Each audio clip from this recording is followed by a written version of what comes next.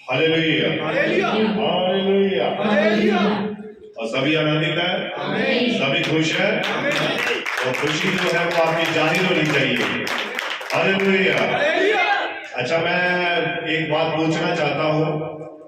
मेरे ख्याल से आज कौन सा सप्ताह हो गया इस संदेश को? काफी हो गया दिन है। और जो हमने श्राप पढ़े, यानी कि जो शरीर के काम है, किसी को याद है कि हमने इसमें क्या पढ़े? शरीर के काम प्रकट है, हमने हर बार पढ़ा है। याद है किसी को? हाँ नहीं बोलो, कोई बात नहीं, जिसको है बोल सकता है। जैसे मैं बताता हूं, यदि तुम आत्मा के चलाए चलते हो तो व्यवस्था के अधीन ना रहे। शरीर के काम तो प्रकट है। कौन कौन से हैं?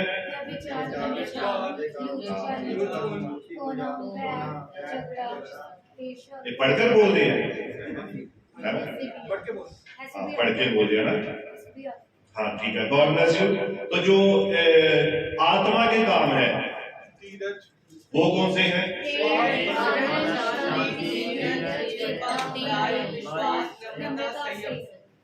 अच्छी चीजों को हम हमेशा याद रखते हैं, ना बुरी चीजें हम भूल जाते हैं। लेकिन एक बात है, बुरी चीजें, बुरी बातें वो हमेशा हमें खुदा के नजदीक लेकर आती हैं। बताइए, अच्छी चीजें क्या करती है? हमारे युग के नबी ने भी कहा है कि जब हम आशीष से भर जाते हैं, हमें हमारी ब्लेसिंग मिल जाती है, तो हम एकदम लापरवाह हो जाते हैं। आज जरूरी है ये हमारी आशीषें, हमारी बरकतें, ये खुदा के वायदे हैं। लेकिन ये जो हमारे जीवन में कुछ कमियां आती है, ये हमेशा हमें हमारे खुदा के नजदीक लेकर आती है। Hallelujah hallelujah. तो इसीलिए मेरे ख्याल से हमें दोनों बातों को याद रखना है, ताकि हम सही सही खुदा के साथ बने रहें। हालेलुया।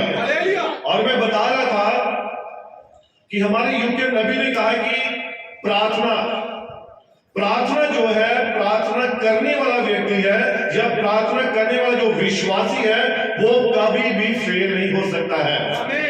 हालेलुया। प्रार्थना करने वाला व्यक्ति अपने जीवन में, अपनी जिंदगी में कभी भी फेल नहीं हो सकता, कभी भी असफल नहीं हो सकता है। कोई जोरावर व्यक्ति वो फेल हो सकता है, धनवान व्यक्ति कंगाल हो सकता है, बुद्धिमान व्यक्ति मूर्ख बन सकता है, लेकिन एक प्रार्थना करने वाला व्यक्ति कभी भी असफल नहीं हो सकता है। हालेलुया। इसीलिए नबी ने भी कहा, बाइबल कहती है, लगातार प्रार्थना में बने रहो। हालेलुया। तो संदेश जो हमारा चल रहा है, वैलिड कर्स और अनवैलिड कर्स और स्पिरिचुअल रिवाइवल, आत्मिक बेदारी। आत्मिक बेदारी तभी आती है अगर हमारे जीवन में ये श्राप नहीं है। हालेलुया। ये श्राप हमारे जीवन में आत्मिक बेदारी को आने से रोकते हैं। ये हमारे जीवन में हमें फलवंत होने नहीं देते हैं। और नबी ने कहा है कि जो श्राप है, जो कर्स है, इनकी भयानकता, इनकी क्रूरता और इनके जो काम है वो बड़े ही खतरनाक है। हालेलुया। ये एक अदृश्य ताकत है। क्या है? ये एक अदृश्य ताकत है जो हमारे जीवन में काम कर रही होती है, परंतु हमें पता नहीं होता है। हालेलुया। और बाइबल में आज मैं थोड़ा सा दो व्यक्ति है उसके बारे में मैं आपको बताऊंगा कि श्राप जो है, लालच भी एक श्राप है। लालच क्या है? लालच भी एक श्राप है। और फिर लालच चाहे वो किसी भी चीज का क्यों ना हो, चाहे वो कपड़ों का है, चाहे वो पैसे का है, चाहे वो घर का है, चाहे मकान का है, चाहे गाड़ी का है, किसी भी चीज का जो लालच है, वो एक श्राप ही है। हालेलुया। किसी भी चीज का, आप टॉफी होगी ना, टॉफी पड़ी होगी, अगर आपके मन में उसके प्रति भी खाने का लालच आ गया ना, तो समझिए आप उसके अधीन आ गए हैं। हालेलुया। किसी भी चीज का लालच जो है, ये भी एक कर्ज है, और पता ही नहीं होता है कि हम कितना लालच कर चुके हैं। हालेलुया। हालेलुया। बाइबल में 2 व्यक्ति पाए गए जिन्होंने लालच किया, और लालच करने के उनको बड़े ही गंभीर परिणाम भुगतने पड़े, और यहां तक कि उन्हें ही नहीं, उनके परिवार वालों को भी बड़े ही भयानक नतीजों का सामना करना पड़ा। लालच एक ने किया, परंतु सारा परिवार क्या हो गया? श्रापित हो गया।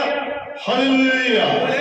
बाइबल में हम देखते हैं कि आकोर की तराई, आकोर की तराई के बारे में जानते हैं? शायद आप पढ़ा है, लेकिन जब मैं आपको बताऊंगा फिर आपको याद आ जाएगा। ये आकान के बारे में, और आकान को आप जानते हैं इसने क्या काम किया था?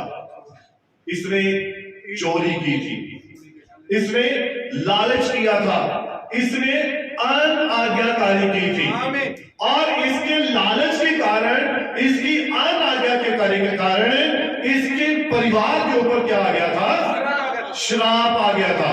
हालेलुया। और इसे कहा गया है आकोर की तराई। आकोर की तराई का मतलब क्या? पीड़ा का स्थान, परेशानी का स्थान, दर्द की जगह। हालेलुया।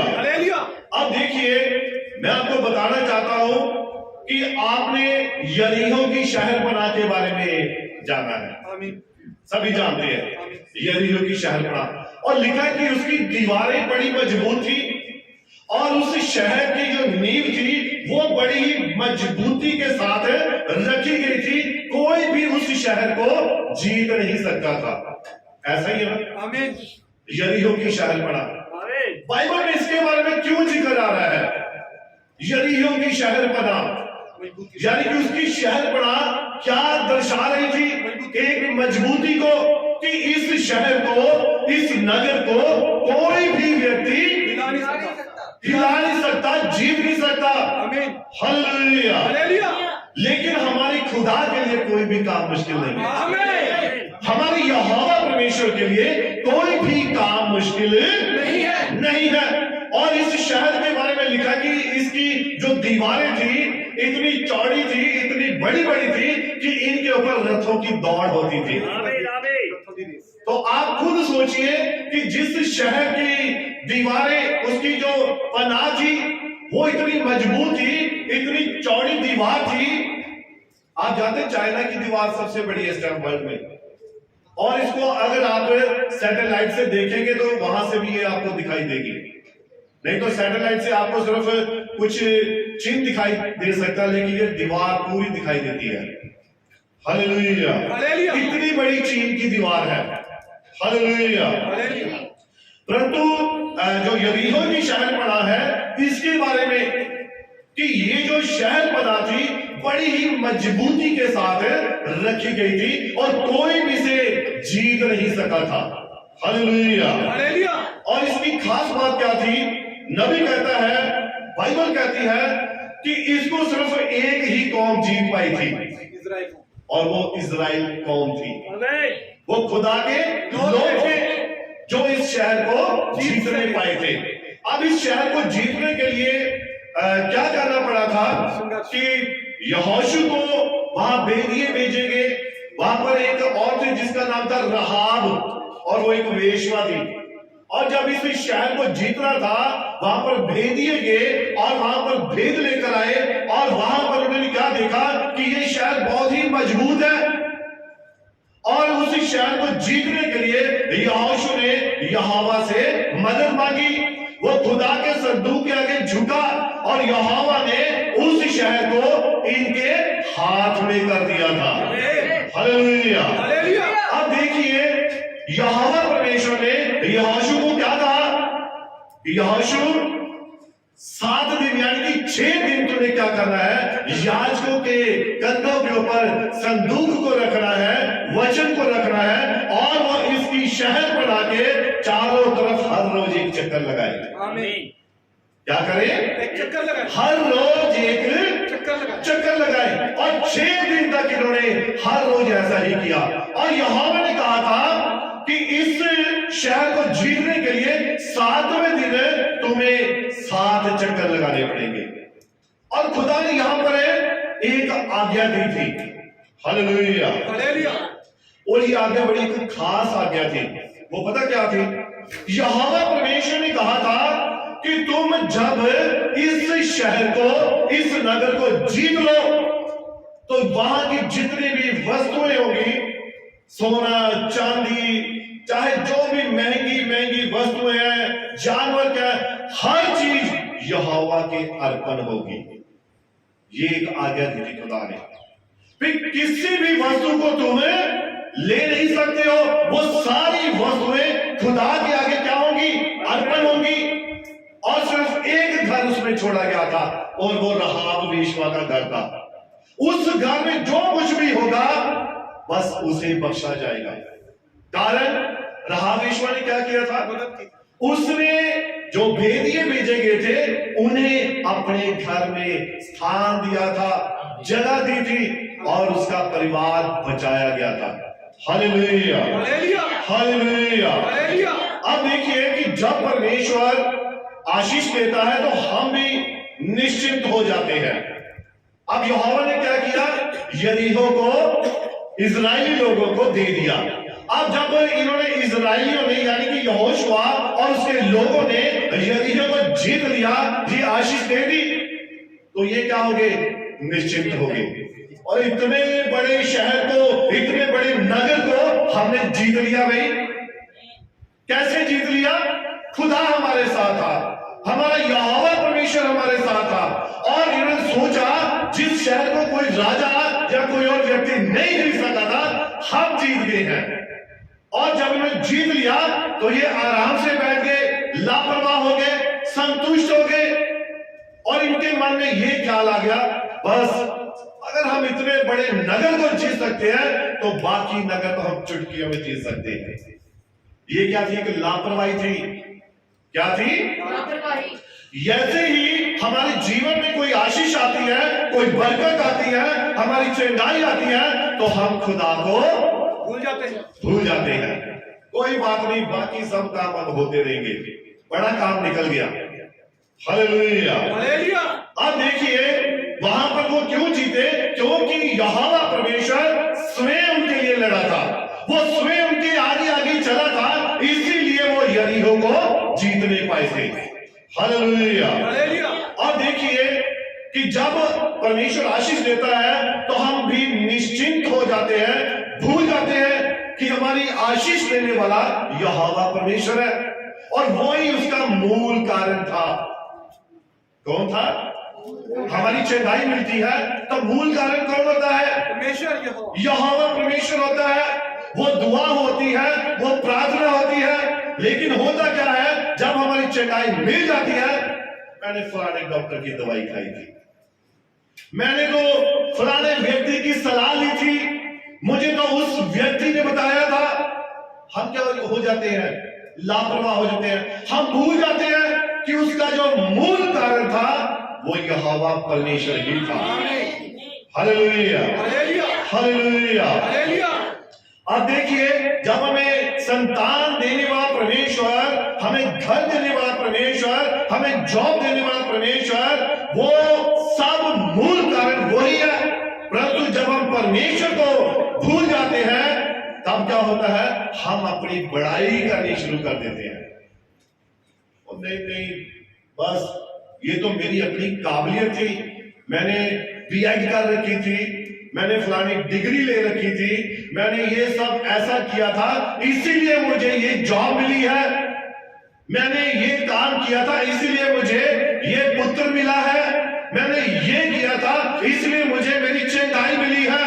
हम यहोवा को जब आशीष मिलती है एक तरफ कर देते हैं, लेकिन मूल कारण वो नहीं होता है, परमेश्वर होता है। हालेलुया। और अब देखिए यहाँ पर ये इजराइली यहोशू ये निश्चिंत हो गए, अब कोई टेंशन नहीं, अब इससे भी बड़ा कोई शहर आएगा, बड़ा नगर आएगा, हम चुटकियों में जीत लेंगे। लेकिन बाइबल में लिखा है कि कहीं हमारी आशीषें हमारे लिए फंदा ना बन जाए। कई बार यही होता है, हमारी आशीषें, हमारी ब्लेसिंग, हमारी जो चिंताई है हमारे लिए क्या बन सकती है, वो एक फंदा बन सकती है। और देखिए इसीलिए यरीहो की महान विजय के बाद परमेश्वर के लोगों के अपेक्षाकृत छोटे शहर एक के खिलाफ उन्हें एक लड़ाई लड़नी पड़ी थी। यरीहो को जीतने के बाद उनके सामने एक छोटा सा नगर आ गया और उसका नाम क्या था, क्या पंजाबी में क्या, आई, है ना। और ये छोटा सा नगर था, जैसे आप मानिए भारत का नक्शा सभी ने देखा, मैप देखा भारत का, इंडिया का मैप, तो सबसे उसके नीचे एक छोटा सा द्वीप है, देश है, कौन सा बोलिए, देश है कि उसके पैरों में सबसे छोटा सा, अरे बोलो, वीडियो रिकॉर्डिंग वगैरह करना, इसका कोई खबर नहीं पता है, बोलो, श्रीलंका है ना, श्रीलंका ना। और इतना बड़ा भारत है और एक छोटा सा देश श्रीलंका, छोटा सा, मात्र छोटा सा, बिल्कुल छोटा सा देश। और उसी प्रकार से यरीहो को जीतने के बाद इजराइल के लिए ये एक छोटा सा ए नामक नगर आड़े आ गया। अब इनके मन में क्या था, इनके दिमाग में क्या, जब हम यरीहो को जीत सकते हैं तो ये ए हमारे लिए क्या है, ये तो चुटकियों में जीत जाएंगे। और इनके मन में क्या आया, इन्होंने कहा कि हम इसे 2-3 हजार मनुष्य जाकर जीत सकते हैं, यहां कोई ज्यादा सेना भेजने की जरूरत नहीं है, यहां पर ज्यादा हथियार ले जाने की जरूरत नहीं है, सिर्फ 3000 व्यक्ति।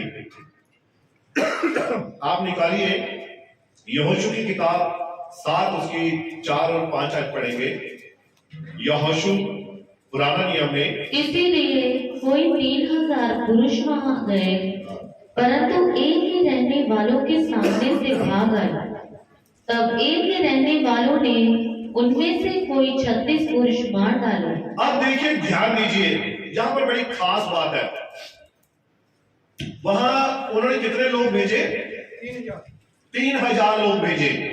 और उनके माइंड में, उनके दिमाग में यह था कि हम इसे जीत लेंगे, यहां पर ज्यादा लोग ले जाने की जरूरत नहीं है।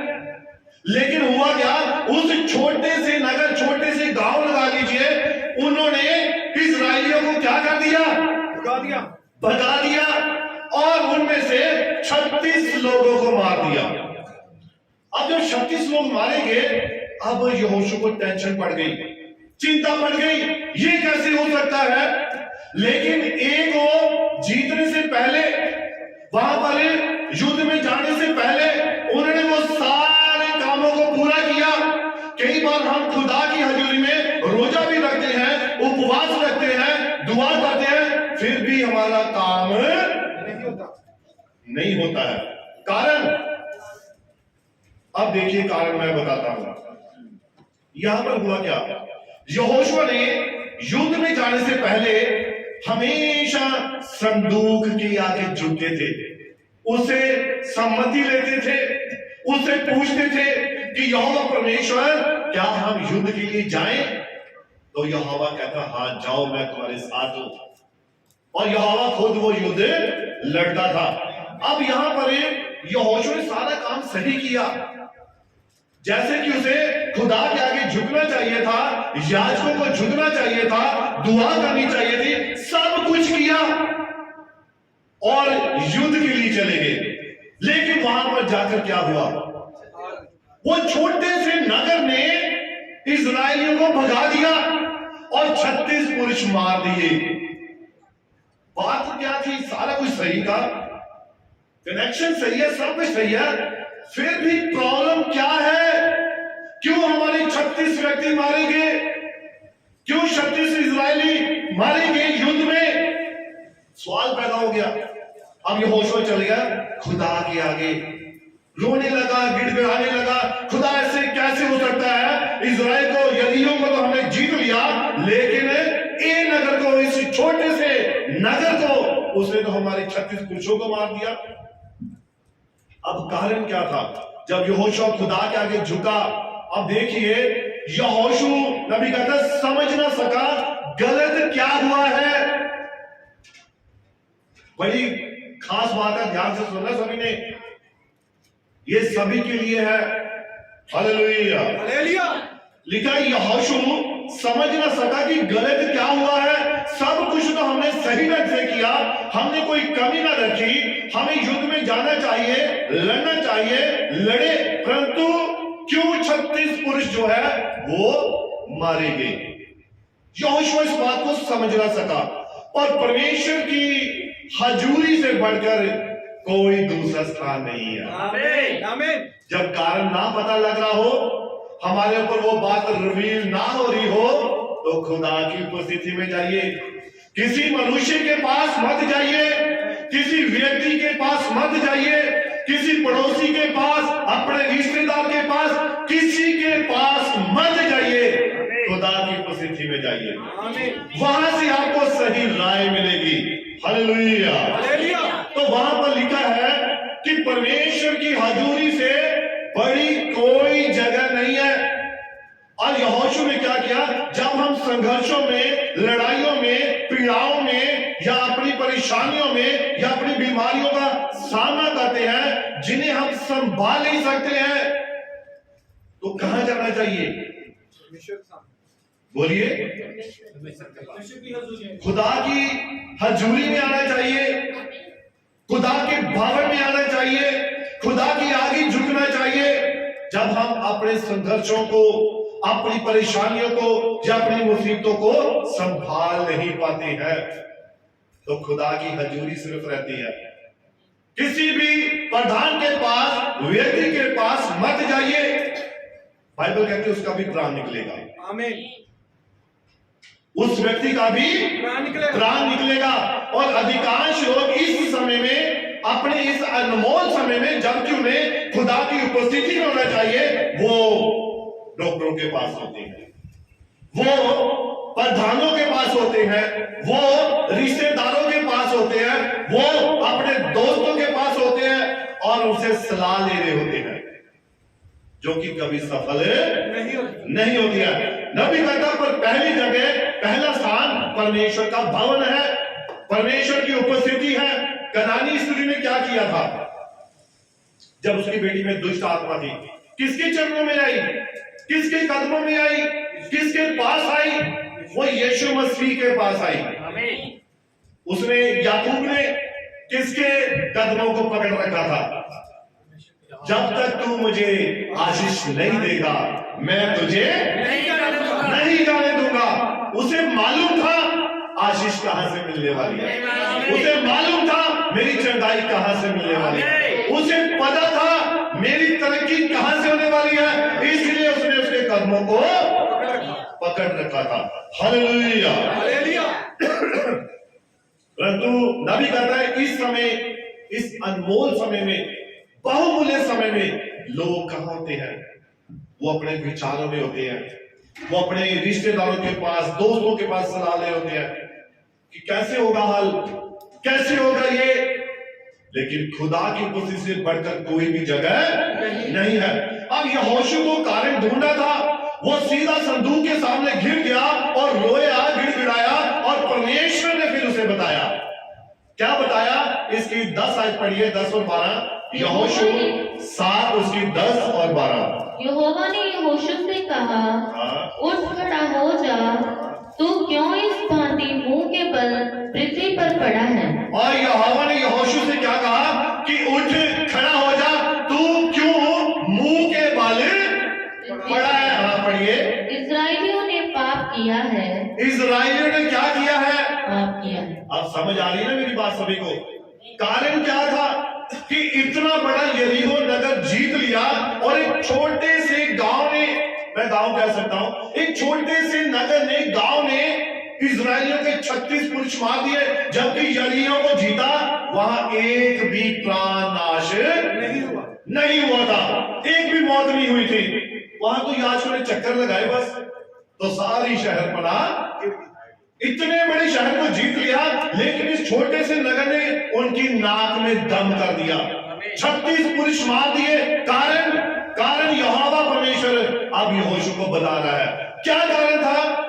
कि तुमने काम तो सारे सही किए, लेकिन अभी भी आशीष नहीं है, अभी भी चंगाई नहीं है, अभी भी मैं अपनी प्रॉब्लम में पड़ा हुआ हूं, अभी भी मैं मुश्किल में हूं। कारण यहोवा बता रहा, पढ़िए, इस्राएलियों ने पाप किया है। इस्राएलियों ने क्या किया है? पाप किया। अब देखिए, यहां इस्राएलियों कह रहा है, एक सिंगल पर्टिकुलर नाम नहीं आ रहा है। इस्राएलियों ने, बहुवचन, इस्राएलियों ने पाप किया है। पढ़िए, और जो वाचा मैंने उनसे अपने साथ बंधाई थी, और जो वाचा मैंने उनके साथ बंधाई थी, उसको उन्होंने तोड़ दिया। उसको उन्होंने क्या कर दिया है? तोड़ दिया है। पढ़िए, उन्होंने अर्पण की वस्तुओं में से ले लिया। उन्होंने, अब देखिए यहां उन्होंने शब्द आ रहा है ना, उन्होंने अर्पण की वस्तुओं में से ले लिया। पढ़िए, वरन चोरी भी की, और छल करके उसको अपने सम्मान में रख लिया है। कहाँ रख लिया? अपने सम्मान में रख लिया है। पढ़िए, इस कारण इजरायली अपने शत्रुओं के सामने खड़े नहीं रह सकते। इसी कारण जो है इजरायली अपने शत्रुओं के सामने खड़े नहीं रह पा रहे हैं। कारण क्या था? कारण बताया खुदा ने। छल किया, अनाज्ञाकारी की, उन्होंने चोरी की। किसके साथ? खुदा के साथ। खुदा ने आज्ञा दी थी कि यरीहो में जब तुम जीत जाओ तो सारी वस्तुएं अर्पण की वस्तुएं ठहरेंगी, यानी कि खुदा के भवन की वस्तुएं, खुदा की वस्तुएं, और उनमें से किसी भी चीज का तुम लालच ना करना। अब देखिए, आकान की लालच की पसंद और उसके लालची निर्णय के गंभीर परिणाम हुए, बाइबल ऐसा बताती है। अब वहां पर जब यरीहो में उन्होंने क्या किया, यरीहो को जीत लिया, और वहां पर आकान, और उसने क्या किया, उसके मन में क्या आ गया? लालच आ गया। और लालच का नतीजा उसका अकेले का था। नतीजा मीन्स कि उसने अकेले ने निर्णय किया। जब उसने सोने की ईंटें देखी, जब उसने चांदी देखी, जब उसने शिनार देश का एक ओढ़ना देखा, उसके मन में लालच आ गया। कोई भी पास नहीं था, कोई भी नजदीक नहीं था।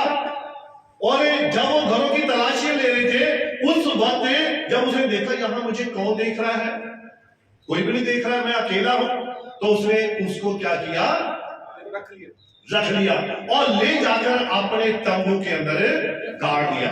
अब ये बात उसकी पत्नी, उसके बच्चों को नहीं पता थी। ये सारी बातें बड़ी गंभीर बातें, ध्यान से सुना आपने। हर बात के पीछे खुदा की एक योजना है। Hallelujah, hallelujah. और आकान की लालच की पसंद और उसके लालची निर्णय के गंभीर परिणाम हुए, और इसका असर आकान और उसके बच्चों पर बहुत बड़ा प्रभाव पड़ा, और इस हद तक कि उन्होंने अपने पिता के पाप के लिए अपनी जान दे देनी पड़ी थी। अब चोरी किसने की? आकान ने। लालच किसने किया? अनाज्ञाकारी किसने की? लेकिन उसके अकेले के कारण उसके परिवार को भी इसकी सजा भुगतनी पड़ी थी। क्या किया उसने? लालच किया। उस वक्त ये सोना चांदी टनों के हिसाब से होते थे। ये सोना चांदी टनों के हिसाब से लोगों के पास, आजकल तो मेरे ख्याल से 10-10 ग्राम 100-100 ग्राम होगा शायद, या बड़ी कोई पाइया हो जाएगा 250 ग्राम। उस समय लोगों के पास किलों के हिसाब से होते थे। कितने किलो? घरों में रखा होता सोना, बहुत सोना, अमीर होते थे। Hallelujah, hallelujah. और लिखा है, और उसकी पत्नी और उसके बच्चों को भी उसके साथ जान दे देनी पड़ी थी, और उसकी पत्नी और बच्चे पूरे देश के सामने अपमानित हुए, शर्मिंदा हुए। हालेलुया। और उन्हें पत्थर मार मार कर मार दिया गया था। हालेलुया। और इससे ना केवल उसे बल्कि उसे पूरे परिवार को ही अपमानित होना पड़ा था। हम जो भी गुप्त रूप से करते हैं, चोरी छिपे करते हैं, वो सब बाहरी तौर पर इसके गंभीर परिणाम होते हैं। करते तो हम गुप्त रूप से हैं, लेकिन इनके जब प्रकटीकरण का समय आता है उसके परिणाम बड़े ही गंभीर होते हैं, भयंकर होते हैं। हालेलुया। अब आकाश ने सोचा कि उसने गुप्त रूप से चुराया है और इसे गुप्त रूप से छिपाया है, लेकिन परमेश्वर ने इसे प्रकाश में ला दिया। क्या किया? प्रकाश में ला दिया। सामने ले आया यहोवा परमेश्वर। हालेलुया। आगे देखेंगे कैसे ले आया सामने। हालेलुया। और उसने आकाश ने सोचा कि गुप्त रूप से चुराया है और मैंने गुप्त रूप से इसे छिपाया है, लेकिन परमेश्वर ने इसे प्रकाश में ला दिया और आकाश और उसके परिवार को दंडित किया था। हालेलुया। अब जो भी हम गुप्त रूप से करते हैं इसके लिए सावधान रहें। क्या रहे? सावधान रहे। इसका देखिए समुपदेशक 12 उसकी 14 पढ़ेंगे। समुपदेशक 12 अध्याय और उसकी 14 है। उपदेशक। क्योंकि परमेश्वर सब कामों और सब गुप्त बातों का, चाहे वे भली हो या बुरी, न्याय करेगा। क्योंकि परमेश्वर सब कामों और सब गुप्त बातों का क्या करेगा? न्याय करेगा। न्याय करेगा। चाहे आपने किसी का भला किया है गुप्त रूप से, परमेश्वर उसका भी न्याय करेगा। चाहे आपने गुप्त रूप से पाप किया है, चोरी की है, गुनाह किया है, व्यभिचार किया है, परमेश्वर उसका भी क्या करेगा? न्याय करेगा। अब यहां लिखा है क्योंकि परमेश्वर सब कामों, सारे काम जो भी आप करते हो, चाहे आप चोरी छिपे करते हो, चाहे आप सामने करते हो, चाहे आप अच्छे काम करते हो, चाहे आप बुरे काम करते हो, परमेश्वर क्या करता है? सारे बुरों का, इन बातों का न्याय करेगा। हालेलुया। और आपका गुप्त पाप, आपकी गुप्त गलती, आपका गलत निर्णय और आपकी अनाज्ञाकारिता का आने वाली पीढ़ियों के ऊपर बहुत गहरा प्रभाव पड़ता है। मेरी बात समझ आ रही है? समझ रहे हैं सभी? आपके गुप्त पाप, आपकी गुप्त गलतियां, आपका गलत निर्णय, आपकी अनाज्ञाकारिता आने वाली पीढ़ियों पर बड़ा ही गंभीर असर डालती है। हालेलुया। निर्गमन की पुस्तक 20 उसमें लिखा है ना कि यहोवा परमेश्वर जो है वो क्या करता है? बाप दादाओं के पाप को, उनकी गलतियों को उनके बच्चों तक, तीसरी और चौथी पीढ़ी तक लेकर आता है। आमीन। तो जो कुछ भी वो करते हैं इसके परिणाम बड़े ही गंभीर होते हैं, भयंकर होते हैं। हालेलुया। अब रोमियो 5 उसकी 19 को पढ़िए, जल्दी जल्दी निकालेंगे। रोमियो 5 उसकी 19।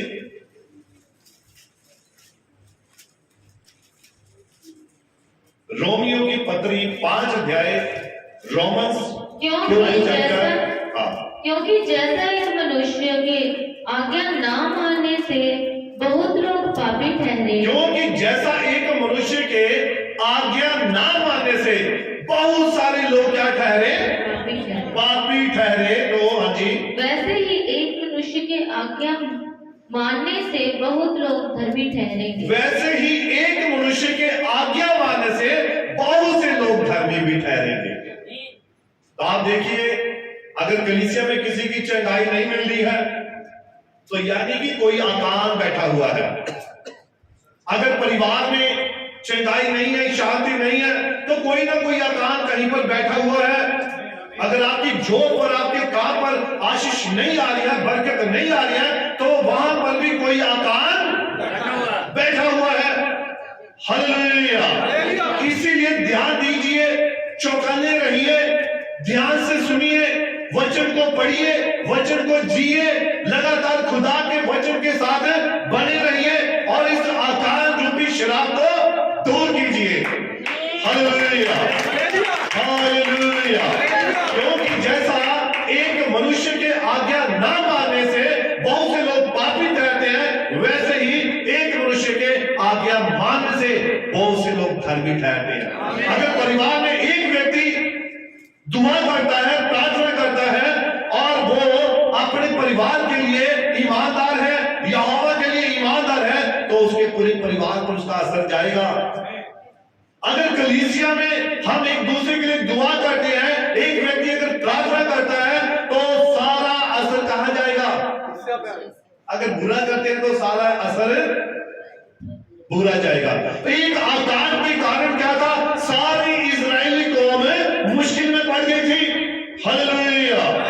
और देखिए, इसलिए आकान के परिवार पर ध्यान दे। आकान की पत्नी और बच्चों ने इस पाप में कोई भागीदारी नहीं की थी। जब आकान ने ये चुराए थे तो ना तो वहां पर उसकी पत्नी थी, ना उसके साथ उसके बच्चे थे, लेकिन उसका जो श्राप था, उसकी जो अनाज्ञाकारी थी, उसका असर उसके परिवार के ऊपर भी पड़ा। आमीन आमीन। क्या हुआ? किसकी वजह से? कान की वजह से। कारण लालच, किसी भी चीज का लालच, सोने का लालच, चांदी का लालच, कपड़े का लालच, खाने का लालच, रोटी का लालच, किसी भी चीज का लालच। ये क्या करता है? जब हम सोचते अपने ही बारे में, उसने आकान ने ये नहीं सोचा कि इसका गलत असर शायद मेरे परिवार पर भी जा सकता है। क्यों भाई लोग? उसे सोचना चाहिए था, लेकिन लालच ने क्या किया? आंखों को बंद कर दिया। पता ही नहीं लग रहा था कि मैं क्या कर रहा हूं। यहोवा ने तो कहा था, उसने आज्ञा दी थी कि अर्पण की कोई भी वस्तु अपने घर में मत लेकर जाना, लेकिन आकान की आंखें किसके कारण? लालच के कारण। अब लालच क्या लेकर आया? मौत लेकर आया, श्राप लेकर आया। Hallelujah hallelujah. अब आकान की पत्नी और उसके बच्चों ने इस पाप में कोई भी भागीदारी नहीं की थी। वो तो आराम से घर में, हो सकता है मेरे ख्याल से आराम से बैठे हो सकता है बच्चे खेल रहे हो सकता है उसकी पत्नी खाना बना रही हो कि मेरा पति युद्ध में क्या आएगा तो उसके लिए मैं ये चीज बनाऊंगी। वो तो उसके लिए अच्छा सोच रहे थे, लेकिन आकान के कारण पूरा परिवार जोखिम में पड़ गया था, श्रापित हो गया था। हालेलुया। और देखिए कि ना उसने इसके बारे में सोचा था, फिर भी एक व्यक्ति के कारण पूरे परिवार को अपमानित होना पड़ा था। क्या होना पड़ा? शर्मिंदा होना पड़ा, जिसका आप हिस्सा नहीं थे, क्योंकि ये किसी और की गलती थी। और शर्मिंदगी किसे झेलनी पड़ी? पूरे परिवार को, सारे परिवार को शर्मिंदगी झेलनी पड़ी थी। और अब आपका सवाल हो सकता है, हालेलुया, कि किसी की गलती के कारण मुझे क्यों दंडित किया जाए? गलती अगर उसने गलती है, बहुत बार क्या होता है, जो चोर होता है ना, जब वो चोरी करता है वो अकेला करता है। चोर जब चोरी करता है अकेला करके आता है, और घर में आकर अपनी बीवी को, बच्चों को, रिश्तेदारों को, ये लो मैं फलानी चीज लाया हूं, ये मैं सोना लाया हूं, मैं चांदी लाया हूं, ये लो हिस्सा लो। लेकिन जब सजा भुगतने की बारी आती है तो फांसी पे चोर चढ़ता है। अकेला ही होता है ना तो, जब पुलिस पकड़ लेती है उसके परिवार को नहीं पकड़ती, वो फिर उस वक्त उसे ही पकड़ती है। लेकिन बाइबल के मामले में ऐसा नहीं है, खुदा के वचन के मामले में ऐसा नहीं है। जहां पर खुदा की कमिटमेंट आ गई, खुदा का वचन आ गया, वहां पर बड़े गंभीर परिणाम भुगतने पड़ सकते हैं। वहां पर आशीषी भी है, वहां पर श्राप भी है। Hallelujah hallelujah. अब देखिए, आकान के पाप के कारण सारा इजराइल परमेश्वर के सामने दोषी ठहरा था। गलती एक ने की, लेकिन सारा इजराइल खुदा के सामने खड़ा दोषी पाया गया, सारा इजराइल। हालेलुया। कलीसिया में, सभा में एक व्यक्ति गलती करता है, उस एक व्यक्ति की गलती के कारण सारी कलीसिया के ऊपर दोष आ जाता है, सारी कलीसिया परेशान हो जाती है एक व्यक्ति के कारण। मैं नहीं कहता कि आप में कोई है, लेकिन जो अंदर एक पाप है, जो अंदर एक दुष्ट है उसके कारण, क्योंकि दुष्ट आत्मा क्या है? वो श्रापित है। दुष्ट आत्मा क्या है? श्रापित है। वो तो श्रापित है। हालेलुया। हालेलुया। और श्रापित चीज जहां पर आएगी नेचुरली वहां पर श्राप ही आएंगे। ऐसा ही होता है। घर में आप परफ्यूम की एक बॉटल ले आते हैं, तो जब आप उसे लगाते हैं तो घर में सारा घर में असर जाता है ना? इसी तरह से जब आप कोई गंदी चीज अंदर रख देंगे तो उसका असर सारे घर में जाएगा। वही गंदी चीज अगर आपके मन में है सारे शरीर पर असर जाएगा। अगर कलीसिया में है तो सारी कलीसिया में असर जाएगा। अच्छी है तो अच्छा ही असर जाएगा। हालेलुया। हालेलुया। अब देखिए यहां पर सवाल है कि किसी की गलती के कारण मुझे क्यों दंडित किया जाए, ये कैसे उचित है? परमेश्वर इसके बारे में कुछ क्यों नहीं कर रहा? और आकान के पाप के कारण सारा इजराइल क्या हो गया था? परमेश्वर के सामने दोषी पाया गया था, सिर्फ एक लालच के कारण। लालच इतनी भयंकर चीज है, हम समझते हैं शायद लालच कुछ नहीं है। भाई हम रोटी 2 की जगह 4 खा गए हैं, खा लो कहीं खत्म ना हो जाए, पेट भर लेते हैं, बाद में फिर सांस भी नहीं निकलता है। लालच क्या करता है? आपको प्रॉब्लम में, आपको मुश्किल में डाल सकता है। हालेलुया। हालेलुया। हालेलुया। हालेलुया। अब देखिए केवल एक ध्यान से सुनिए, केवल एक व्यक्ति के गुप्त पाप के कारण सारे जिम्मेवार ठहराए गए थे। एक व्यक्ति के कारण, सिर्फ एक व्यक्ति के कारण सारा इजराइल दोषी ठहराया गया।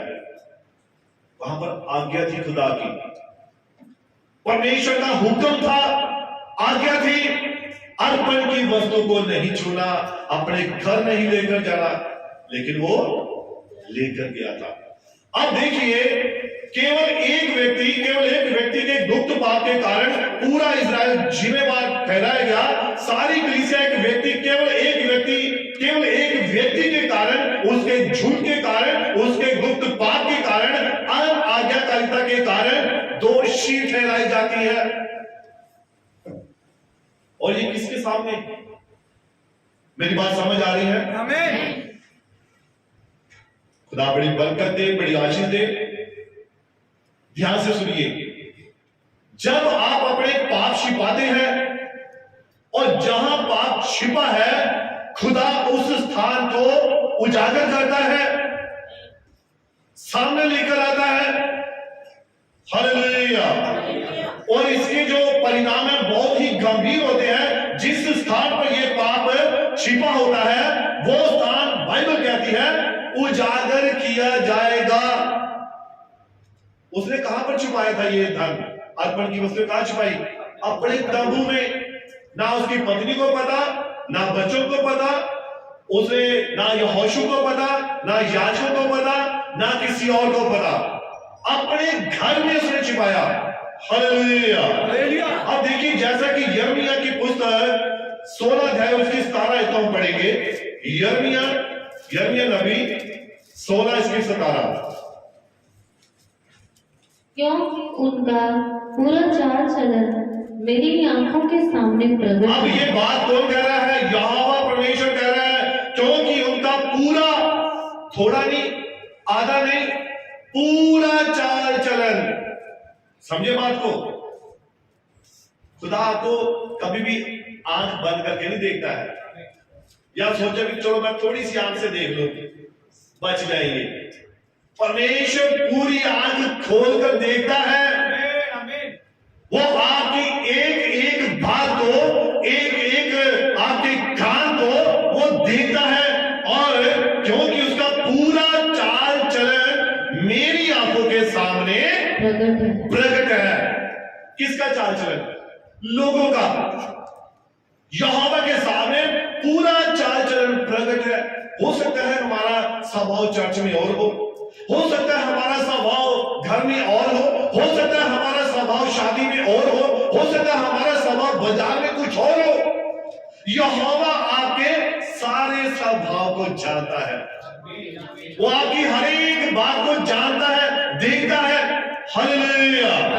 हाँ पढ़िए वह मेरी दृष्टि से छिपा नहीं और वह मेरी दृष्टि से छिपा हुआ नहीं है। हाँ पढ़िए।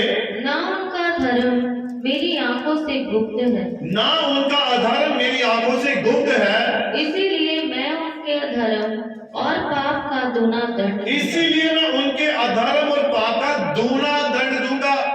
हालेलुया। अब देखिए जब आकान पकड़ा गया, अब वो पकड़ा कैसे गया, ध्यान से सुनिए, इसको पढ़ेंगे यहोशू की पुस्तक 7 और उसकी 20 आयत को पढ़िए। अकान ने यहोशू को उत्तर दिया, सचमुच मैंने इस्राएल के परमेश्वर यहोवा के विरुद्ध पाप किया है, और इस प्रकार मैंने किया है कि जब मुझे लूट में शिनार देश का एक सुंदर ओढ़ना और 200 शेकेल चांदी और 5 शेकेल सोने की एक ईंट देख पड़ी, तब मैंने उनका लालच करके क्या किया, ध्यान से सुनिए, यहाँ पर लालच किया। कहता जब मैंने वहां पर क्या देखा, जब मुझे लूट में शिनार देश का एक सुंदर ओढ़ना और 200 शेकेल चांदी और 50 शेकेल सोने की एक ईंट दिखाई दी, तब उसके मन में क्या आ गया, लालच आ गया। अरे बड़ा सामान पड़ा है, बहुत कुछ पड़ा है, एक उठा लेंगे तो क्या फर्क पड़ेगा, कौन देख रहा है। लेकिन उसने उसके मन के लालच में यहोवा से क्या करवा दी, अन आज्ञा करवाई, और अन आज्ञाकारी क्या लेकर आती है, अन आज्ञाकारी मौत को लेकर आती है। हालेलुया। हाँ पढ़िए।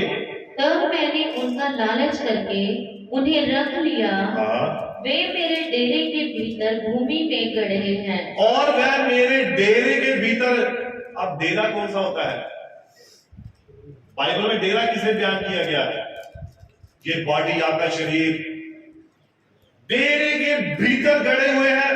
आपका हृदय, आपके मन में गलत पाप, चोरी, वैर, विरोध, ईर्षा, कुछ भी कहां गड़े हुए हैं, शरीर के अंदर है। हालेलुया। उसने क्या कहा, ये जो अर्पण की वस्तुएं मेरे डेरे के अंदर गड़ी हुई है, यानी कि कितनी गहराई से ये पाप बैठे होते हैं। समझे मेरी बात को, कितनी गहराई से पाप गहराई तक बैठे होते हैं, तो पश्चाताप करने की जरूरत है। पढ़िए इसको आगे। और सबके नीचे चांदी है, और सबके नीचे क्या है, चांदी है। हाँ जी। तब यहोशू ने दूत भेजे और वे उस डेरे में दौड़े गए, हाँ जी। और क्या देखा कि वे वस्तुएं उसके डेरे में गड़ी हैं। और वहां जाकर यहोशू ने जब दूत भेजे तो दूतों ने क्या देखा, वो सब वस्तुएं वहां पर गड़ी हुई है। अब देखिए पकड़ा कैसे गया था। खुदा की एक प्लानिंग होती है, खुदा के पास बड़ी तगड़ी योजनाएं होती है। उसने कैसे पकड़ा, इसको हम पढ़ेंगे। इसी का आप 13 से पढ़िए। उठ प्रजा के लोगों को पवित्र कर, और यहोवा ने यहोशू से कहा कि उठ प्रजा के लोगों को क्या करे, पवित्र करे। उनसे कह, सवेरे तक अपने अपने को पवित्र कर रखो। और सवेरे तक अपने अपने को क्या करना है, पवित्र करना है। अब देखिए ये अब खुदा के सामने उपस्थित होना था इन्होंने। मेरी बात को थोड़ा ध्यान से सुना आपने। जब भी खुदा के भवन में आना है तो मैं संसारिक तौर पर नहा धो के आना है, पवित्र होकर आना है। आप पवित्र ये नहीं भी हम नहा धो लिए, अच्छे प्रेस किए, कपड़े पहन लिए, टाई लगा ली। पवित्र हृदय पूरी तरह से शुद्ध होना चाहिए। मैं खुदा के भवन में जा रहा हूं और वहां मेरे मन में किसी के प्रति कोई वैर विरोध नहीं होना चाहिए। अंश मात्र भी, लेश मात्र भी किसी के प्रति कोई भी वैर विरोध, कोई भी बात नहीं होनी चाहिए। बाइबल ऐसा कर रही है। और यहोशू क्या बता रहा है, यहोवा ने ही कहा उठ प्रजा के लोगों को क्या कर, पवित्र कर। उनसे क्या, सवेरे तक अपने अपने को क्या करो, पवित्र कर रखो, क्योंकि सुबह यहोवा के सामने खड़े होना भी, यहोवा के सामने खड़े होना है। पढ़िए आगे। क्योंकि इज़राइल का परमेश्वर यहोवा ये कहता है, क्योंकि इज़राइल का परमेश्वर यहोवा ये कहता है हे इज़राइल तेरे मध्य में अर्पण की वस्तु है। कि हे इज़राइल तेरे मध्य में अर्पण की वस्तु है। इसीलिए जब तक तू अर्पण की वस्तु को अपने मध्य में से दूर ना करे, इसीलिए जब तक तू अर्पण की वस्तु को अपने मध्य में से, अपने बीच में से दूर ना करे, तब तक तू अपने शत्रुओं के सामने खड़ा न रह सकेगा। मैं कह सकूं तब तक तू बीमारी में पड़ा रहेगा, तब तक तू परेशानी में रहेगा, तब तक तू टेंशन में रहेगा, तब तक तू क्या रहेगा, तेरा कोई भी काम सफल नहीं होगा जब तक तू अपने हृदय को शुद्ध ना कर ले। Hallelujah, hallelujah. जब तक तू अपने अंदर से उन अर्पण की वस्तुओं को बाहर ना निकाल दे, तब तक तू कभी जीत नहीं पाएगा। आप जितनी मर्जी फिर दुआ कर लो, जितनी मर्जी प्रार्थना कर लो, कोई फर्क नहीं पड़ेगा, कोई असर नहीं होएगा जब तक वो अर्पण की वस्तुएं आपके तंबू में गड़ी हुई हैं। वो तंबू कौन सी अर्पण की वस्तुएं? वैर, विरोध, झूठ, एक दूसरे के प्रति ईर्ष्या, एक दूसरे को आदर न देना, जब तक ये बातें आपके मन में गड़ी हुई है तब तक आपकी प्रार्थना नहीं सुनी जाएगी, नहीं सुनी जाएगी। मैं भाई को बता रहा था बैप्टिज्म के बारे में, और मैंने बताया मैं इस मैसेज के ऊपर प्रचार करूंगा, और मैं चाहता हूं कि इसको थोड़ा सा मैं पढ़ के समझा दूं आपको। तो भाई सुनील आ जाएंगे, और ये है बैप्टिज्म के बारे में, बपतिस्मे के बारे में। तो आप सभी ने बड़े गौर से ध्यान से सुना है। बपतिस्मा लेना जरूरी नहीं है। बहुत सारे व्यक्ति, विश्वासी लोग सोचते हैं कि बपतिस्मा ले लिया काम खत्म, बपतिस्मा ले लिया काम खत्म हो गया, अब कोई टेंशन नहीं है, अब चिंता करने की जरूरत नहीं है। तो यहां पर हम क्या देखते हैं, आप देखिए, इसको पढ़िए यहां से।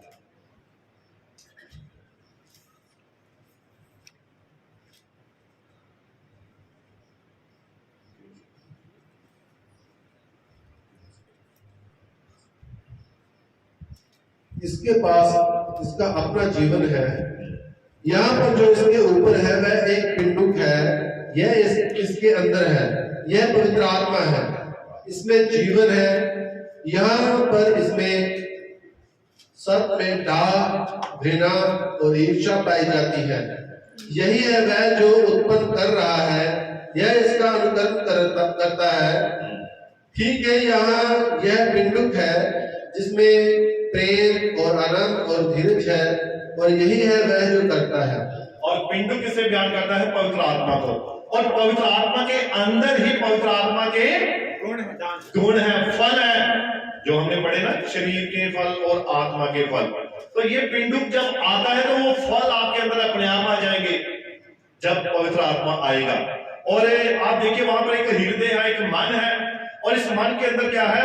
वही पुरानी जड़ें अभी तक भी हैं। बपतिस्मा हो चुका है, बपतिस्मा ले लिया है, लेकिन अभी भी शैतान की वो जड़ मौजूद है। हाँ, पढ़ेंगे इसको आगे। अब जब आप अपने पापों की क्षमा मांगते हैं, या जब आपके पापों को क्षमा कर दिया जाता है, अब जब आपके पापों को क्षमा कर दिया जाता है, तो तब आपने केवल यह किया है जी कि आपने उन्हें दूर कर दिया है। आपने तो बस दूर किया है, परंतु जो काम आप करते हैं, परंतु जो काम आप करते हैं वे अभी भी यही मौजूद है। वो अभी भी मौजूद है। यह शैतान की पुरानी जड़ है। ये शैतान की क्या है? पुरानी जड़ है, ये अभी नहीं निकली है। हम सोच रहे हैं कि बपतिस्मा ले लिया प्रभु यीशु मसीह के नाम में, पापों की क्षमा का बपतिस्मा पा लिया, लेकिन अभी भी शैतान की जड़ मौजूद है।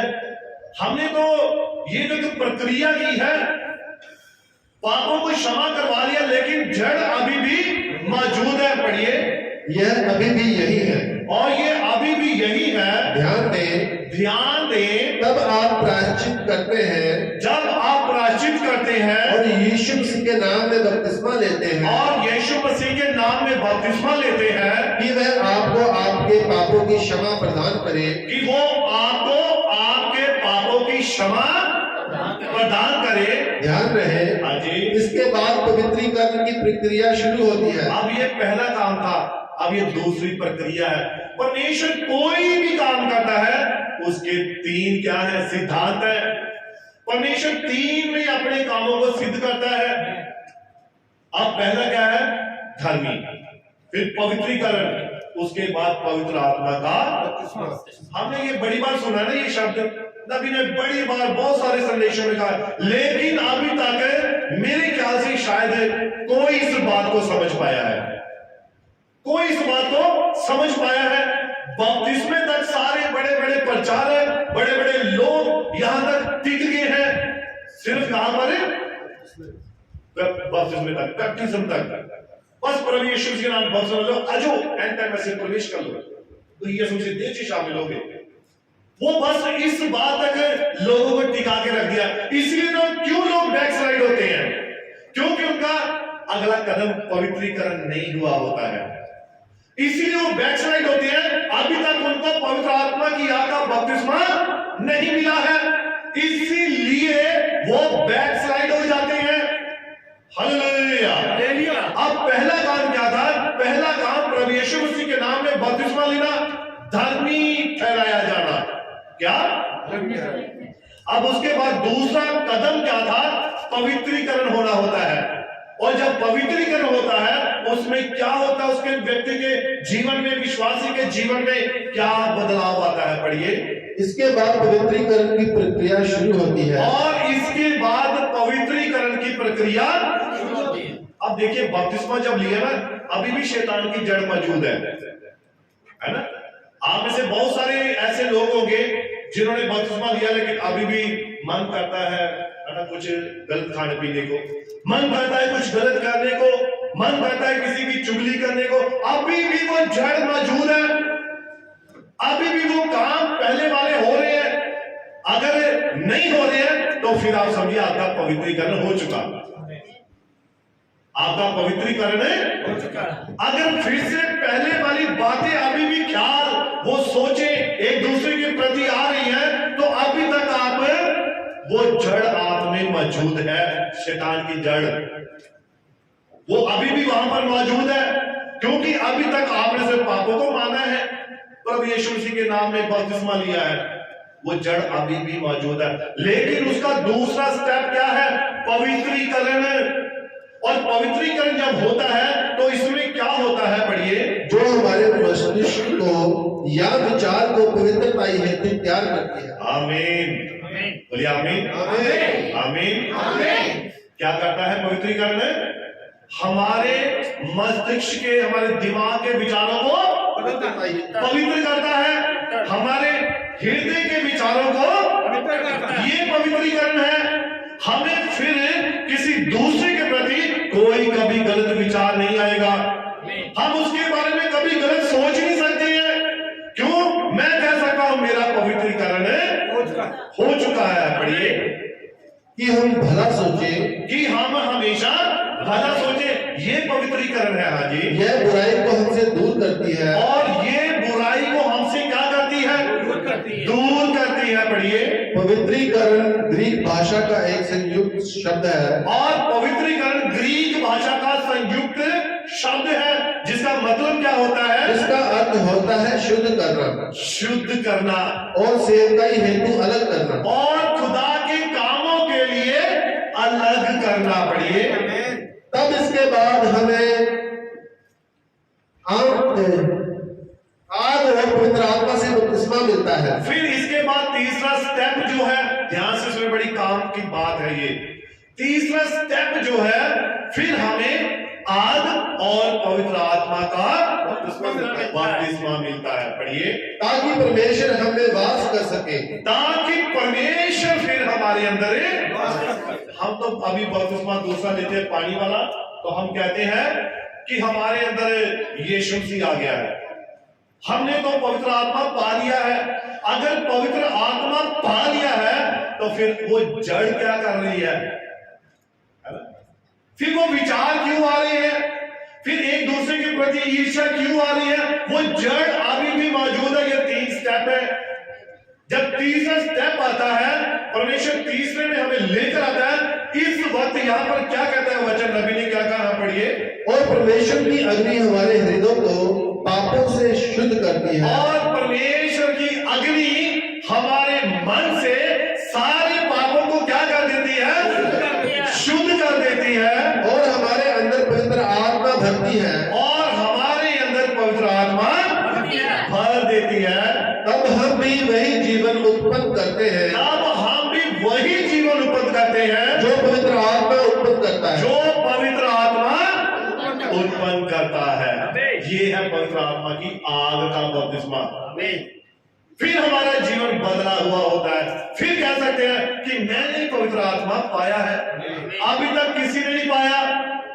मैं ये समझता हूं कि जिनके विचार में अभी भी एक दूसरे के प्रति, मैं यही नहीं, मैं सभी की बात कर रहा हूं, चाहे वो खुदा का दास है, चाहे कोई क्यों ना हो, अगर उसके दिमाग में, उसके मन में एक दूसरे के प्रति ईर्ष्या है या गलत विचार है, तो वो अभी तक वो जड़ वहां पर मौजूद है। वो अभी तक पहले बपतिस्मे पर ही है।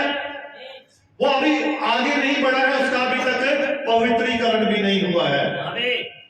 समझ आ गई मेरी बात? ये 3 स्टेप है। ये पृथ्वी के बारे में इस नबी का संदेश है। स्वर्गीय दुल्हा और पृथ्वी की दुल्हन का भावी घर, जो आने वाला घर कौन सा है, ये इसमें नबी ने अपने संदेश में इन बातों को प्रकट किया है। ये पहला स्टेप, दूसरा स्टेप, तीसरा स्टेप। वो जब आ जाता है, फिर आप पूरी तरह से कैसे, बाइबल कहती है, नबी का वचन, वो पाप कर ही नहीं सकता है। आएगा नहीं, उसके मन में विचार ही नहीं आएगा। छोड़ो भाई, कोई बात नहीं, माफ करो, प्यार करो, माफ करो, प्यार करो, माफ करो, प्यार करो। बस यही शब्द उसके मुख में से निकलेंगे। ये वो व्यक्ति है जिसने पवित्र आत्मा की आग का बपतिस्मा पाया है। आप पढ़ने किसको और आगे? क्योंकि पवित्र आत्मा हमारे अंदर होता है और पवित्र आत्मा हमारे अंदर होता है। प्रकृति के जन्म पर ध्यान दीजिए। और यहाँ पर थोड़ा और आगे हमारे पास ये तक इसको हम पढ़ेंगे। आगे एक नेचुरल बर्थ के बारे में बताया गया है कि जैसे एक बच्चा पैदा होता है तो क्या क्या होता है, वो सब यहोवा परमेश्वर ने नबी के द्वारा उन बातों को प्रकट किया। पर मेरा मकसद ये था कि जो लोग कहते हैं कि मैंने पवित्र आत्मा पाया है, पवित्र आत्मा इतनी जल्दी नहीं आता है भाई। उसके लिए खुदा की कुछ वचन को, उसकी प्रक्रिया को पूरा करना होता है, तब जाकर पवित्र आत्मा आता है। और हम शोर मचाते हैं 2 घंटे दुआ कर, आज तक पवित्र आत्मा मेरे अंदर, मंगो की मंगना। ये 2 घंटे में पवित्र आत्मा ऐसा ही मिल जाता है। इसके लिए खुदा के वचन को पूरा करना होता है। आपने उपवास भी रखना होता है। मैं भाई बता रहे थे तो मैं कह रहा, हमने अगर उपवास भी रखना था, इसके लिए पहले खुदा से अगुवाई मांगिए कि यहोवा मैंने उपवास रखना है। हम क्या करते हैं, युद्ध देखकर लड़ाई, अच्छा सीधा जाकर कूद पड़ते हैं, चल शैतान को ठा ठा ठा मारा, तो शैतान अच्छा ज्यादा तलवार चलानी आती है, वही फिर आता है, फिर वो चुपके से काम करता है। जब घर में आते हैं, मैं बता था एक गवाही मेरे ब्रदर ला की है कि शैतान को बहुत सारे लोग सुने, शैतान यीशु ने अधिकार दिया है। अधिकार भी लेने के लिए पहले खुदा के वचन को पूरा करना होता है, तब अधिकार मिलता है। एक फौजी को बंदूक कब पकड़ाई जाती है? जब वो सारी प्रक्रिया को पूरा कर लेता है, जब वो पूरी तरह से परफेक्ट हो जाता है, जब वो पूरी तरह से सिद्ध हो जाता है, तब उसे उसके हाथ में बंदूक दी जाती है। अगर वो बच्चा कहे हाँ मैं फौजी बनना चाहता हूं, मुझे बंदूक दो जी, तो अगर बंदूक पकड़ा दी तो क्या करेगा? या तो वो किसी को मारेगा या अपने आप को मार लेगा। ये 2 ही काम करेगा ना वो। लेकिन एक योद्धा, उसे पता दुश्मन को ही मारना है, ना अपने आप को मारना है, ना ऐसे ही किसी का अनजान को, लेकिन दुश्मन को मारना है। Hallelujah, hallelujah. तो मैं बता रहा था कि शैतान को कमजोर मत समझिए, बड़ा चालाक है वो। तो मेरे जो फादर इन लॉ थे, उनकी एक ये गवाही है। और वो होशियारपुर में किसी के घर में प्रार्थना करने के लिए गए, और जब प्रार्थना करनी शुरू की तो वहां पर उस व्यक्ति के अंदर क्या थी? दुष्ट आत्मा थी। और दुष्ट आत्मा को निकाला तो दुष्ट आत्मा ने जवाब दिया कि तुसी मैनू इतो तो करता है और मैं तुम्हारे ही घर चलनी है, मैं अब तुम्हारे ही घर जा रही हूं। तो उन्हें कहता कोई बात नहीं, हम भी पीछे ही आ रही हैं। तो वो तो अब बस में बैठे 1 घंटे बाद जाकर वहां पहुंचे घर में, 1-2 घंटे बाद। लेकिन दुष्ट आत्मा को उसको कोई टिकट नहीं लेनी पड़ती, उसे कोई बस नहीं पकड़नी पड़ती, वो तो बस उसने कहा ना वो उधर चली गई, उसका काम ऐसे है। और हुआ क्या कि जब उन्होंने प्रार्थना की, उसने कहा कि तुमने मुझे यहां से निकाला है, अब मैं वहीं जाऊंगी, आपके घर में जाती हूं। और जो मेरा बर्दन लॉ छोटा था, वो उसने पूरा गांव रो रो कर सर पे उठा रखा था, तो जैसे कहते बच्चा बिल बिल के रोना है, अट्टियां मार मार कैसे रो रहा था। और सारे गांव वालों को उसने परेशान कर रखा था, कोई उसे उधर घुमाने के लिए ले जा रहा, कहीं कोई कहीं कुछ कहीं कुछ, लेकिन कोई भी उसका समझ नहीं सके कि कारण क्या है। फिर जब वो घर में पहुंचे तो उन्होंने देखा भी ये आगे उसके पापा आ गए हैं। अरे देखो सोहनलाल जी, आपका बेटा है, इसने तो सारा गांव सर पे उठा रखा है, ये है वो है। उन्होंने कहा हमें पता है इसको क्या हुआ है। उन्होंने वहां दुआ की, प्रार्थना की, और उसे दुष्ट आत्मा वहां से कहा जहां से वहीं चल गया। ये उसी व्यक्ति में जहां दुष्ट आत्मा का स्थान है, कहा है? नरक में, उजाड़ों में। तो वहां उनको स्थान बताओ। तो हम बहुत सारे विश्वासी लोग, भाई लोग क्या करते हैं? अच्छा इसमें दुष्ट आत्मा, जल्दी से जाके हाथ रख दिया, पकड़ लिया, चल निकल चल निकल। अब दुष्ट आत्मा अंदर हंसती रहती है, अरे चल लाई जाए और चला लाई जाए। तो इसीलिए शैतान को कमजोर मत समझिए। Hallelujah hallelujah.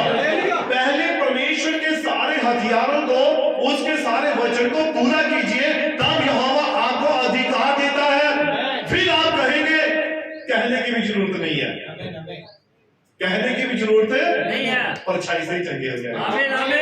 कहने की जरूरत नहीं है, रुमाल से ही चंगे हो जाएंगे। ये सामर्थ देता है खुदा। पर कैसे? वचन को पूरा करने के द्वारा। पहले वचन पूरा कीजिए, खुदा से अगुवाई मांगिए, प्रार्थना कीजिए, तब जाकर किसी भी काम को हाथ डालिए। अगर हमें उपवास रखना है, हमें दुआ में बैठना है सारी रात, खुदा से पहले 1 हफ्ता उसके लिए दुआ कीजिए। दुआ करने के लिए भी दुआ कीजिए, दुआ करने के लिए भी दुआ कीजिए, उपवास रखने के लिए भी पहले उपवास रखिए। अब ये कैसी बात है पास्टर जी, उपवास रखने पहले उपवास रखें? पहला उपवास हो सकता है हमारा, हमें तंगी दे, है ना?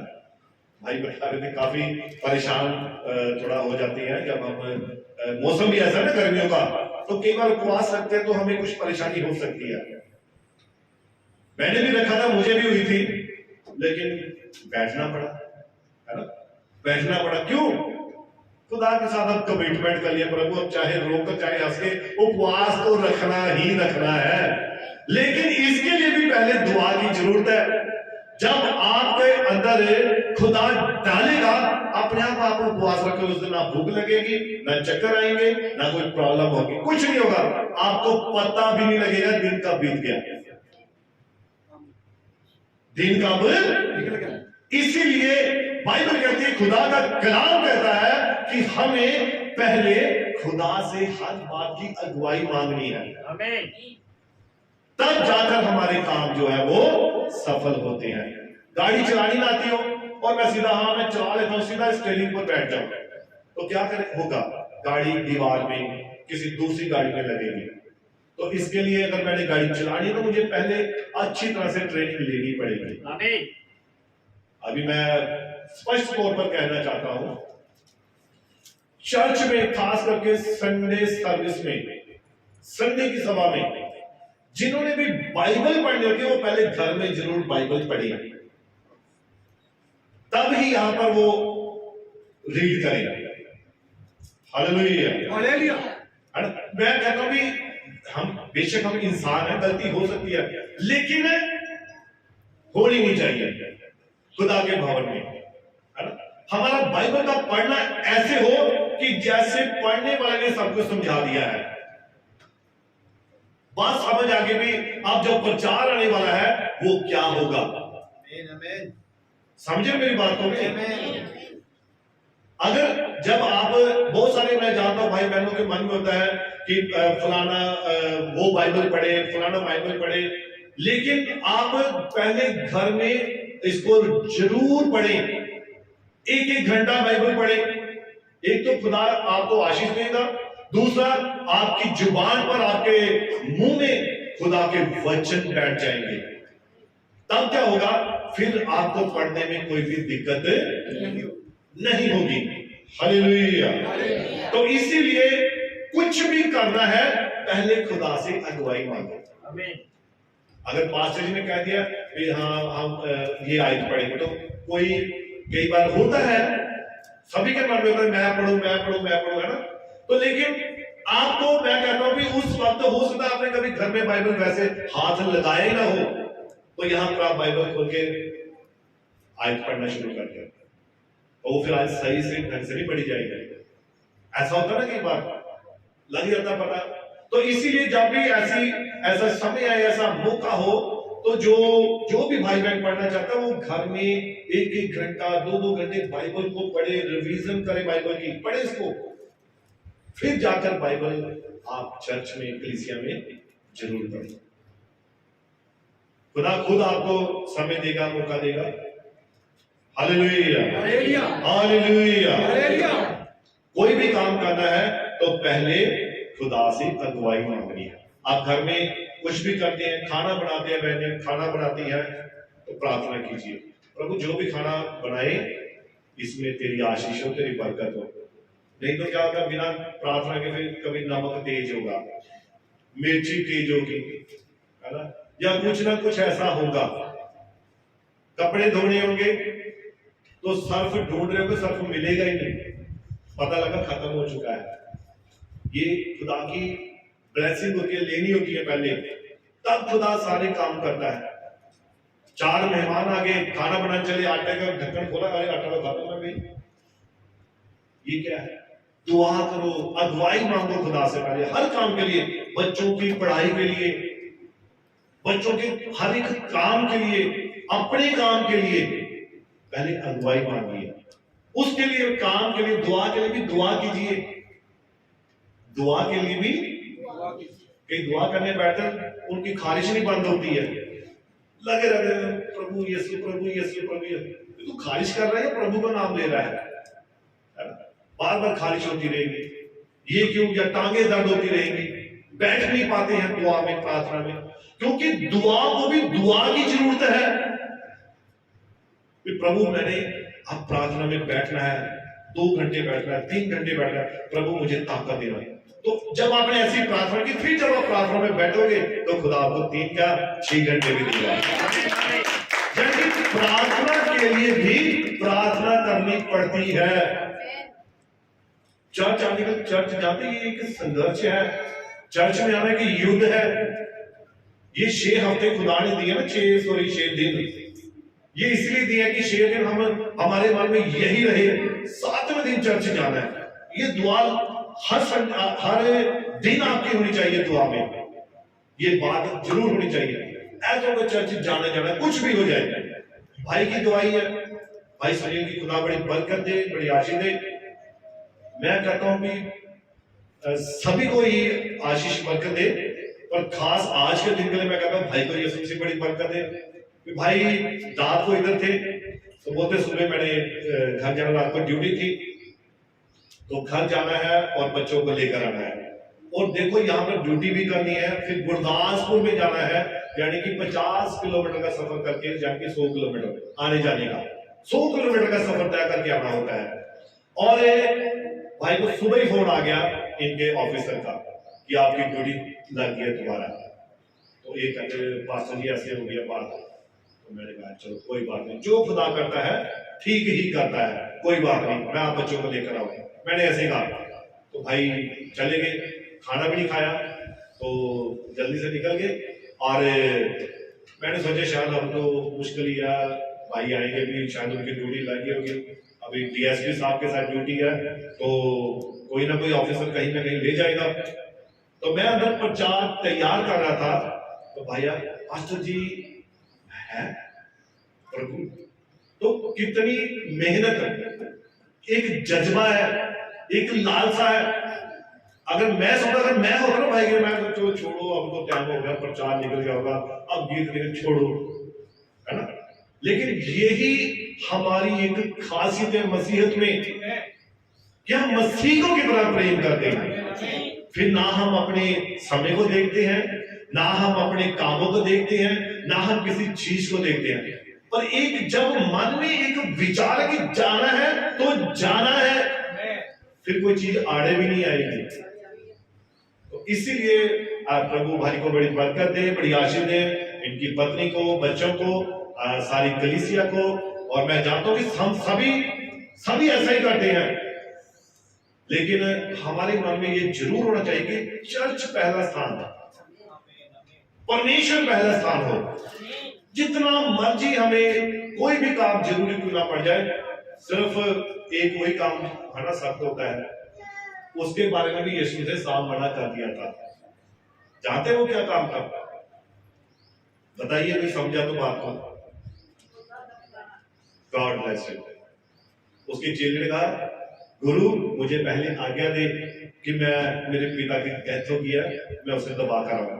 यीशु ने कहा, मुर्दों को अपने मुर्दे गाड़ने दे, तू मेरे पीछे आ। क्या वो तरसवान परमेश्वर नहीं, उसे नहीं पता, भी वैल्यू नहीं पता, प्यो मर गया तो आइए मना करिए। और जबकि बाप मरा है तब भी उसको यीशु मसीह मना कर रहा है। इसीलिए यीशु मसीह के सिवाय उसके आगे कोई चीज टिक नहीं सकती है। कोई भी उसका स्थान नहीं ले सकता है। क्या ले सकता है? बाइबल कहती है, यीशु ने कहा भी, अगर तुम मुझसे अधिक अपने बच्चों को प्रेम करते हो तो मेरे योग नहीं, अपने माता पिता को करते हैं मेरे योग नहीं। उसने सारी बातों को एक तरफ कर दिया है। तो आप सोचिए, विचार कीजिए कि हम क्या कर सकते हैं मसीह के बगैर? कुछ नहीं, जीरो है हम, बिल्कुल जीरो। स्कूल में मिलता था ना अंडा, बच्चों को मिलते थे अंडे, बड़े खुश होते थे अंडे मिलते थे। तो ये हम मसीह में अगर उसके बगैर हम अंडे ही हैं, जीरो हैं हम, कुछ नहीं है हम। तो अगर कुछ बनना है तो मसीह को अपने हृदय में पहला स्थान देना है। फिर यहोवा पर, फिर देखो आपकी आशीषें, आपकी बरकतें कैसे नहीं खुदा देता है। बस उसके वचन को पूरा करो। और तंबू में से, है ना, अर्पण की वस्तुएं निकालनी है। अर्पण की वस्तु यानी कि जो हमारी नहीं है, जो रखी हुई है, शैतान की, उसे दे दो वापस। झूठ किसका है? चोरी किसकी है? लालच किसका है?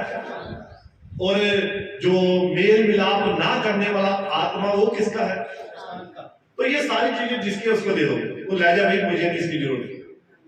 प्रॉमिस कीजिए, कमिटमेंट कीजिए कि खुदा आज से मैं अपने हृदय को शुद्ध करता हूं, खाली करता हूं, और तो मुझे एक नया हृदय दे, नया मन दे, नई सोच दे, नए विचार दे, ताकि अब से प्रभु मेरा जीवन तेरे प्रति पूरी ईमानदारी के साथ हो।